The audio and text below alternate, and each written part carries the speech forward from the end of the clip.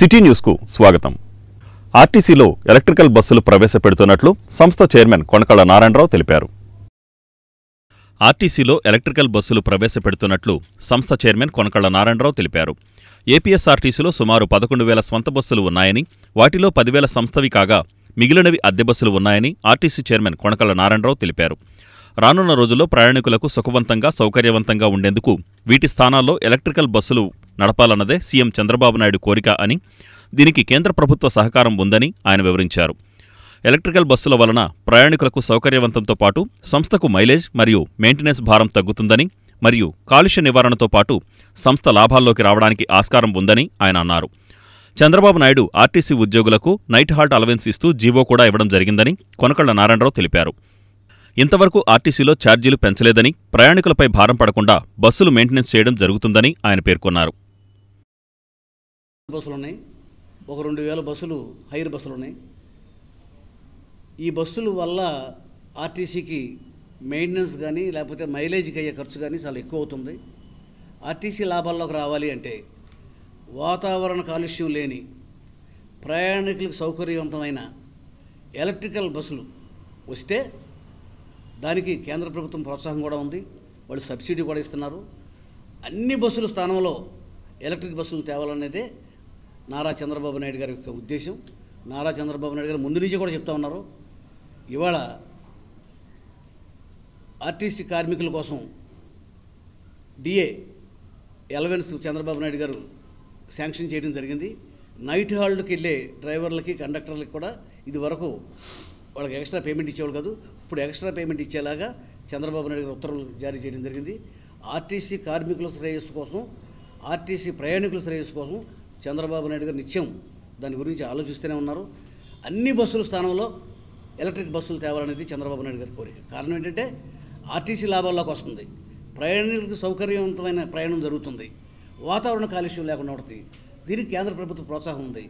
ఎట్టి పరిస్థితుల్లో ఈ రానున్న కాలంలో పెడనలో పైడమ్మ జాతర మహోత్సవాలకు వచ్చే భక్తులకు అన్ని సౌకర్యాలు ఏర్పాటు చేసినట్లు ఆలయ ఈవో తిక్కిశెట్టి వీరవెంకట మోహన్రావు తెలిపారు.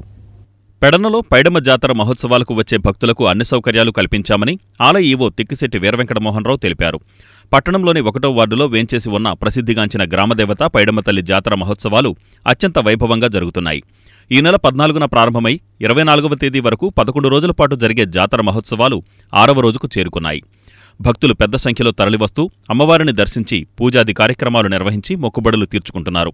వచ్చే భక్తులకు ఎలాంటి ఆటంకం కలగకుండా ఈవో తిక్కిశెట్టి వీరవెంకట మోహన్రావుతో పాటు ఉత్సవ కమిటీ సభ్యులు పర్యవేక్షిస్తున్నారు.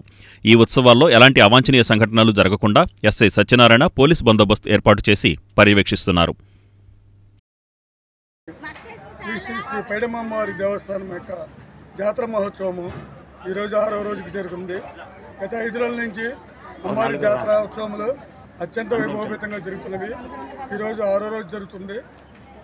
ఈ 6వ రోజు కూడా అమ్మవారికి సిడిబండితో వస్తున్నట్టుగా తెలిసింది. వచ్చిన భక్తులందరికీ కూడా మేము ప్రతి ఒక్కరికి అమ్మవారి దర్శనం సులభతరంగా అయ్యేట్టు అన్ని సౌకర్యాలు కూడా తెచ్చుకుంటున్నాము. అలాగే ఉచిత ప్రసాదం కూడా డిస్ట్రిబ్యూషన్ జరుగుతున్నది.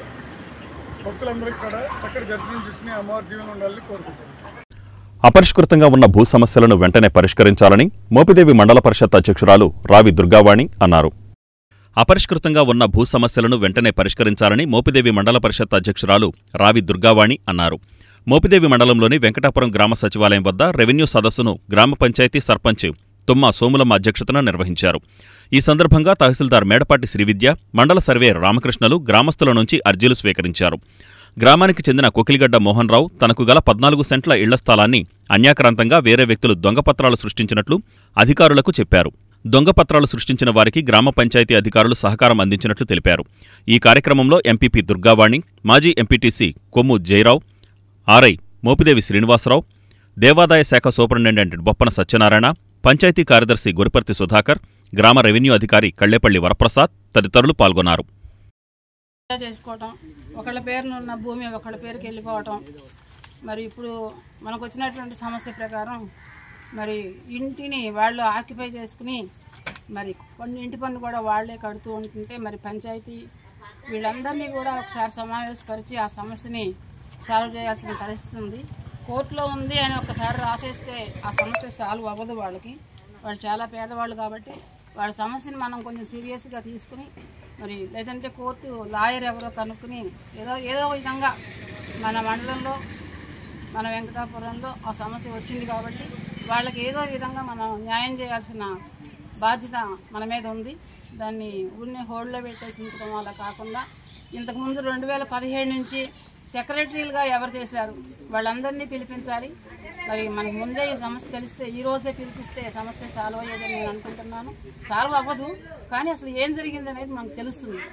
అట్లాగే సర్పంచ్ ఎవరున్నారు, అప్పట్లో సర్పంచ్ ఎవరున్నారండి, ఎంపీటీసీ జరిగింది అనేది మనం తెలుసుకుని మరి సదస్సు ఇవాళతో అయిపోతుంది ఈ ఊర్లో, మరి రేపు అన్నవరంలో ఉంటుంది. మరి అప్పటికైనా వాళ్ళందరినీ పిలిపించి ఆ సమస్య గురించి పరిష్కారం ఆలోచించాలి. వాళ్ళకి అన్యాయం జరగకుండా చూడాలి. అవసరమైతే రేపు వాళ్ళు వస్తే మళ్ళీ నేను కూడా వస్తాను. మరి దాని గురించి మరి ఎంఆర్ఓ గారు కొంచెం ఆ సమస్యని సాల్వ్ చేయాల్సిందిగా కోరుతున్నాను. అదేవిధంగా ఇప్పుడే ఎంఆర్ఓ గారితో మాట్లాడటం జరిగింది. ఒకరి పేరున్నటువంటి డాక్యుమెంట్లో ఒక రకంగా ఉంటుంది, పొలం కానీ ఇళ్ల స్థలం కానీ ఏదన్నా కానీ.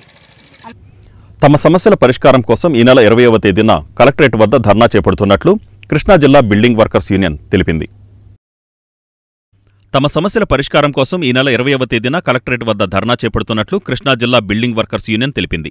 భవన నిర్మాణ కార్మికుల సమస్యలు పరిష్కరించాలని ఈ నెల 20వ తేదీ శుక్రవారం కలెక్టరేట్ వద్ద చేపట్టే ధర్నాని జయప్రదం చేయాలని కృష్ణా జిల్లా బిల్డింగ్ వర్కర్స్ యూనియన్ పిలుపునిచ్చింది. కూటమి ప్రభుత్వం సంక్షేమ బోర్డుని పునరుద్ధరించాలని, ప్రభుత్వంపైన ఎలాంటి భారం పడని బిల్డింగ్ కార్మికులు పోరాడి సాధించుకున్న సంక్షేమ బోర్డు నిర్మాణదారుల నుండి సేకరించే 1% సెస్ నిర్మాణ కార్మికులకు ఖర్చు చేయాలని ఈ సందర్భంగా జ్యోతిరావు పూలే విజ్ఞాన కేంద్రంలో ఏర్పాటు చేసిన మీడియా సమావేశంలో సంఘ నేతలు కోరారు. ఈ కార్యక్రమంలో సంఘ జిల్లా కార్యదర్శి కెవి గోపాలరావు, మీరాలి అక్బర్, జే పౌల్, సిఐటియు కార్యదర్శి జయరావు, సత్యనారాయణ తదితరులు పాల్గొన్నారు. ఎలక్షన్లో చంద్రబాబు నాయుడు గారు నేను అధికారంలోకి వస్తే సంక్షేమ బోర్డును కొనసాగిస్తామని చెప్పని, అట్లాగే ఇసుకని కూడా ఉచితంగా ఇసుకని ఇస్తామని చెప్పనేది ఆయన వాగ్దానం చేస్తామనేది జరిగింది. కూటమి ప్రభుత్వం ఏర్పడింది, ఇప్పటికీ 6 నెలల నుండి 7వ నెల వస్తూ ఉండగానే ఇవాళ వరకు సంక్షేమ బోర్డు వైపు ఎలాంటి ఆలోచన కూడా చేయని పరిస్థితిలో ఇప్పటికీ ఈ 6 మాసాల కాలంలో ఈ రాష్ట్రంలో ఉండేటువంటి 75 మంది ఎమ్మెల్యేలకు కూడా ఒక్కొక్కరిని 2 సార్లు కలిసి వాళ్ళకి వినతిపత్రాలు ఇచ్చాం. వినతిపత్రాలు ఇచ్చినా కానీ బోర్డును పునరుద్ధరించే పద్ధతిలో ఏం మాట్లాడిన పరిస్థితులు లేవు. కాబట్టి రేపు అంటే రాష్ట్ర వ్యాప్తంగా అన్ని జిల్లాల్లో కూడా రేపు కలెక్టర్ ఆఫీసుల దగ్గర ఆందోళన చేసి మా సమస్య ప్రభుత్వం దృష్టికి తీసుకెళ్తానికి కార్యక్రమం చేస్తున్నాము. దీని ప్రధానంగా బిల్డింగ్ కార్మికులకు సంబంధించిన సంక్షేమ బోర్డు ప్రభుత్వ దయాదాక్షిణ్యాల మీద కానీ ప్రభుత్వానికి ఎలాంటి భారం పడినటువంటి సంక్షేమ బోర్డు ఇది. మా బోర్డులో మరి ఇప్పటికే దగ్గర 1250 కోట్ల రూపాయలు ఉన్నాయి అని చెప్పి అనేది గత ప్రభుత్వం టైంలోనే అప్పుడు కార్మిక శాఖ మంత్రి చెప్పిన పరిస్థితి ఉంది. దానికి ఈ డబ్బులు బిల్డింగ్ కార్మికులకు ఇవ్వాలని తెలుగుదేశం ప్రభుత్వం, తెలుగుదేశం పార్టీ, జనసేన పార్టీ కూడా మేము వస్తే సంక్షేమ బోర్డుని మళ్ళీ పునరుద్ధరిస్తాం, మీ అందరికీ సంక్షేమ పథకాలు వచ్చేటట్టుగా మేము చేస్తామని వాగ్దానం చేసి అధికారంలోకి వచ్చింది. గత 6 నెలల మట్టి కూడా ఎక్కడ ఆ ఊసే ఎత్తని పరిస్థితిలో ఉంది. ఇప్పటికే చాలామందిని కలిసాం, మంత్రుల్ని కలిసాం, ఎమ్మెల్యేలను కలిసాం, అన్ని రకాలైన అధికారులను కలిసి మేము మెమోరాండాలను ఇస్తాం జరిగింది. కానీ ఆ విధంగా ప్రభుత్వం ఇంతవరకు ఆ కృషి చేస్తాం మానింది. కాబట్టి ఇక్కడి నుంచి అయినా సరే, ఎప్పుడైనా సరే భవన నిర్మాణ కార్మికుల సంక్షేమ బోర్డు గురించి ఆలోచన చేసి ఈ కార్మికులకి ఏవైతే ఉన్నాయో గతంలో ఉన్న క్లైమ్స్ అన్నీ మళ్ళీ రిలీజ్ చేసి మళ్ళీ వీళ్ళందరికీ ఆర్థిక సహాయాలు అందించాలని రేపు ధర్నా చేస్తున్నాం. రేపు కనుక చేసే ధర్నాలో ప్రభుత్వం స్పందించకపోతే రాష్ట్ర వ్యాప్తంగా ఒక మహా ఉద్యమాన్ని మళ్ళీ ఈ తెలుగుదేశం ప్రభుత్వం మీద తిరుగుబాటు తీసుకొస్తామని మేము హెచ్చరిస్తున్నాం. ప్రభుత్వం కూడా ఆలోచించి రేపు 20వ తారీఖు జరగబోయే ధర్నా కార్యక్రమం మన కలెక్టర్ ఆఫీస్ దగ్గర. అయితే పోయిన గత ఎన్నికల్లో మేనిఫెస్టోలో చంద్రబాబు నాయుడు గారు మీ సంక్షేమ బోర్డు మళ్ళీ తిరిగి మీకు ఇస్తామని చెప్పి వాగ్దానం చేశారు. దాని గురించి అయితే ఇప్పుడు దాకా ఏమీ మాట్లాడిన పరిస్థితులు. మేము అందరు నాయకులకి, జిల్లా నాయకులకి, తర్వాత మన మినిస్టర్ గారికి కూడా కలిసి వినతి పత్రాలు ఇచ్చాము. ఇప్పుడు దాకా దాని గురించి పట్టించుకున్న దాఖలాలు లేవు.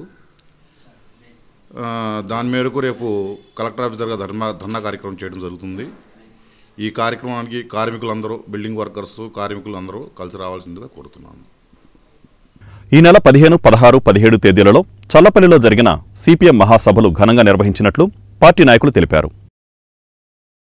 ఈ నెల 15, 16, 17 తేదీలలో చల్లపల్లిలో జరిగిన సిపిఎం జిల్లా మహాసభలు ఘనంగా నిర్వహించినట్లు పార్టీ నేతలు తెలిపారు. ఈ సందర్భంగా 15వ తేదీన చల్లపల్లి జమీందారీ వ్యతిరేక పోరాటాలలో ప్రాణాలర్పించిన అమరవీరుల స్మృతిగా కట్టిన ప్రభలతో పాటుగా వచ్చిన వందలాది మందితో ప్రదర్శన ఉత్సాహంగా సాగిందని అన్నారు.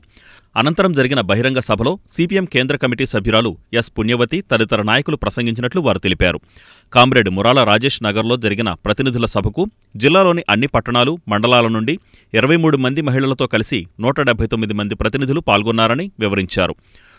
మహాసభలో వై నరసింహారావు కార్యదర్శిగా, కళ్లం వెంకటేశ్వరరావు, మాడల వెంకటేశ్వరరావు, వి జ్యోతి, టివి లక్ష్మణస్వామి, కె శివనాగేంద్ర, శీలం నారాయణరావు కార్యదర్శి వర్గ సభ్యులుగా 21 మందితో నూతన జిల్లా కమిటీ ఎన్నికైనట్లు పార్టీ నాయకులు మీడియా సమావేశంలో తెలిపారు.